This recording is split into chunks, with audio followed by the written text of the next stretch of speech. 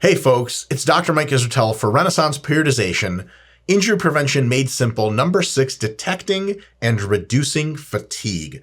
Super big deal here. Well, what are we worried about fatigue for, and what does it have to do with injury? Here's the deal. As you train hard, normally, like you're supposed to, for weeks and weeks on end, a few predictable things happen. Thing number one is your muscles get small tears in them called micro tears. Most of those heal every single time, every week between sessions, but not all. Secondly, your connective tissue gets small tears in it as well. So there's another concern, little mini tears in the tendons, ligaments, so on and so forth. In addition to that, your nervous system starts to get really cumulatively fatigued, and over time, your movements actually become less coordinated. Your athleticism declines, which adds up over time. At first, what'll happen is you won't have the strength anymore to produce more and more adaptations, both at a chemical level because of muscle growth signaling and because of the micro tearing. Your muscles have a feedback system where they don't produce as much force anymore because they would get hurt if they tried.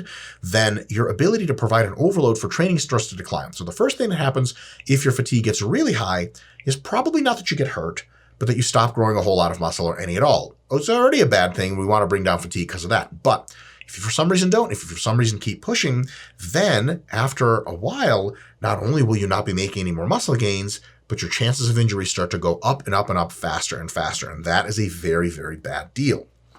So we don't want that to happen. And when fatigue gets high enough, we want to be able to bring it down. But how do we know when fatigue is high enough? Because look, training is hard. You get tired after training, and you think after a big leg workout, week number 2 of your program, you're like, well, man, is this a lot of cumulative fatigue? I don't know. I feel really tired. How can you tell? Well, we have 5 good signs for you, and there's more complex discussion here we cover in our other videos, but here are really the basics. Number 1, if you have a continual reduced desire to train. This is assuming you normally want to train, right? We're assuming for the purposes of this discussion that you just are psyched about hypertrophy training, strength training. You want to get in there. You want to smash weight. You're excited about your workouts. You look at your workout journal to see what you're going to do in 2 days. And you really just can't wait to hammer chest. After a few weeks and a few weeks and a few weeks later, you've been training harder and harder and harder. And you're looking at the gym and thinking, oh man, legs or even arms. Oh man, I just kind of don't feel that passion for training. I just kind of want to sit around. The gym feels icky to me. I don't want to have to try. It just all seems bad. I don't really want to train hard. When that's the case, and you're normally super into training, it's not an end-all be-all for high fatigue, but if you check a couple of these other boxes, that's a pretty good sign that your fatigue is really high, and bringing it down can mean a reduction in injury potential. Point number 2, soreness never fully heals. This is a big one, especially big for your joints as regard to injury. If your knees feel tender after hack squats and then 4 days later you're doing high bar squats and they're still tender and they get even more tender and then more tender the next time, bad deal, bad cumulative fatigue. We definitely want to stop that situation. In addition to that, muscular soreness. If your pecs are super sore and they're almost healed and you have to hammer again, they get sore again and they almost heal and you have to hit them again, then we're really not healing on time and the amount of micro tearing is starting to really sum up.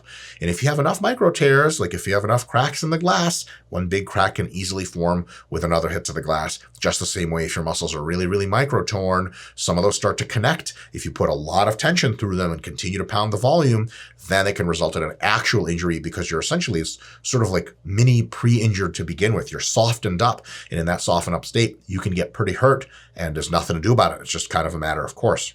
Number 3, this is kind of a trippy one. It comes right out of the literature on overreaching and overtraining, a really good psychological metric, assuming all these others are met, assuming you've been doing high volume training really hard for a while. If you start feeling anxious and being the sort of feeling of being overwhelmed by training and by life, almost like a really good example is schedule overwhelm. You look at your daily schedule for tomorrow and you're like, oh my God, I don't know how I'm gonna get this all done. And I have to train hard. I'm hating that.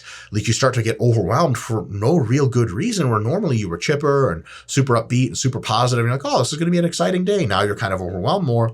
If you've been training a lot, if the muscle soreness is really high, so on and so forth, it could be another sort of corroborative factor pointing to the idea that it, man, you really are pretty overtrained. We see this in athletes from all kinds of sports.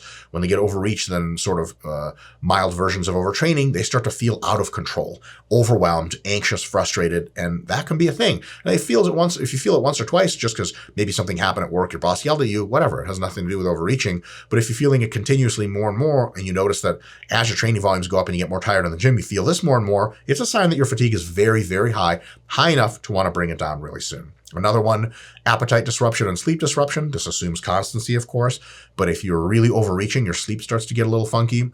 You might fall asleep really quick at night, but then wake up random times throughout the night and not be able to go to sleep. You may wake up really early in the morning, bright-eyed and super anxious and nervous already, and that's not a really good sign. Sometimes when you're in a fat loss phase and your appetite starts to actually decline, it's like, oh, this is great. Well, sort of. Why is it declining? It should be going up because you're, getting leaner. But if it's declining, that may be a sign, if, again, you're training super hard, that, this is a huge systemic burden and my fatigue is super, super high. Lastly, number 5, most importantly, because this is the one that really decides which way you're going, is you get a stall and decline in your rep performance. So if you've been getting a little stronger, and after last week, you just could just barely match the numbers and actually couldn't even increase weight, and then next week your reps even fall a little bit, that means that by definition you are failing to recover. You have exceeded your maximum recoverable volume because you didn't recover week to week. And if this happens after weeks of hard and consistent training, and it persists not for a session or two, but generally the whole week, all of your muscle groups are starting to fall apart on you, your systemic fatigue is really high. If you keep grinding through that, first of all, there's not really much of a point because you're not even technically providing your best overload because you're getting weaker. If your quads grew the most they've ever grown from hack squatting 4 plates for a set of 15, and the next week you hack squat 4 plates and 5 on each side for a set of 12, is that even progression? Actually, no, and you're not even imposing a bigger stimulus. If you're so tired that you can't impose a bigger stimulus, it's time to cut it. It's time to come home. It's time to rest. It's time to give it up. It's kind of like if you're a comedian at a comedy club and you've got on fire, you're getting jokes, and then the crowd is like, keep going, and you're up there for an hour and a half just crushing it. And then for 5 or 10 minutes, you notice that your brain is tired and the jokes just aren't you're not killing anymore. The crowd's like, oh, and they're sort of thinking about how you were funnier 15 minutes ago. I think it's time to shut it down. You've done a great job. You killed it for an hour and a half. If you keep going, people get the perception that oh man, he was really great early on. He just kind of should have shut up. There's a thing in psychology too called phenomenon of recency, where something you remember, if you remember an event, you tend to remember how it started, a little bit about the middle, and a lot about how it ended. Not a ton about the middle. So if you were really killing it in the comedy club and you were sort of really faded at the end, the less fading you can do, the better. So the ideal stand-up is crushing it, either cutting off while you're at the top, or sort of just in case, maybe there's better jokes ahead. When you do 1 or 2 jokes that don't sort of go your way and you notice you're kind of exhausted and tired of talking to people, then you cut it off. The equivalent of training past your MRV in the gym is being that guy at the comedy club that should have been shoot off stage half an hour ago, but he's still burning himself alive. You're so anyway, the Dolphins, there's a football team, and there's crickets in the crowd. You're why is this guy still up there? Just the same way, if you're in the gym crushing it weeks after you're starting to get weaker, not only are you not growing any muscle very likely, but you are in a position where you're incrementally more and more likely to get hurt. I guess if you're really bad at a comedy club, people could throw objects at you and actually hurt you in that respect. So either way, you're in deep shit. So if it's consistently bad, training is consistently underperforming, it's time to shut it down. Now we come to the reducing fatigue part, which is really not that complicated. If it's just one muscle that's doing this, your quad training is going great, chest is going great, but your biceps are just cashed out, then a recovery session where you take one session and do half the volume, half the load, and half the reps in reserve you normally would, or double the reps in reserve, normally it's 2 IR, you go 4 or something like that. That's totally fine. There's a bunch of ways to do this. Just make sure you do roughly half of what you usually do. This has to be a huge reduction. If you're trying super hard on a recovery session, you're doing it wrong. And we have tons of information, a bunch of videos about how to deload. So just type in Israel how to deload or RP how to deload, and we'll get tons of videos, various levels of depth. But essentially, if it's just one muscle, you can do a recovery session. You can do a recovery half week, where all that muscle training for half a week goes to maintenance volume, and you do very, very little, very easy training that recharges the muscle. It could give it weeks more of good training after. If it's many muscles and it's all over, especially if you're getting those systemic signs, your hunger's weird, your mood is weird, that means it's whole body fatigue, then it's probably good to take a whole deload week. Finish off that last week of training really hard, and then do one whole week of deloading, which we have tons of information about in other videos, but in general, you cut your volume, your relative effort, and, probably the load on the bar to some extent by as much as half, right? So like a typical workout is way, way, way easier, which is exactly the point. You're not getting pumps on deload week. You're not getting sore. You're not growing any muscle, but your fatigue is falling super fast so that you can set yourself up for another multiple weeks of great training after.